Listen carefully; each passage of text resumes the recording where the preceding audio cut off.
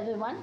Today I am showing you employee tracker using Python. Normally user not able to write the query or whatever syntax not aware, and all are the tedious tasks. It is a pure user friendly made by me. And just observe the demo. For example, I want to view the data from employee table. So for this is the way. Just you have to put the choice and it will be give the result to you. Now for example, I want to add the department. So I am putting the file, choice should be file. What is the department name? So I am just putting something else. Now I want to check it is really inserted or not. So I am going to check with a choice should be 3. If you observe, yes, it is inserted. Now I want to add employee as well. So I am putting choice should be 4. First name, what is your first name? Is a pure user friendly.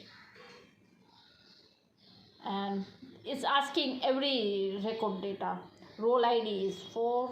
Manager ID will be 2. Anything. And I'm just checking. Really inserted? Yes, it is inserted.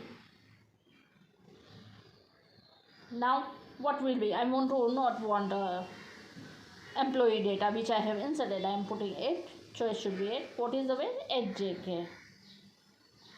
And let's see once again. It's really data is removed or not from employee. Choice is 1. Yeah. If you observe, there is no record. Last one is JK. Now I want to update the employee. For example, I am updating take data 7th ID of the role. So what is the first name of the I am putting take. Its role ID is 4. I am putting as a 1 role ID. Now we will check. Choice should be 1. If you observe, yes, take is updated with a 1. Thanks for watching.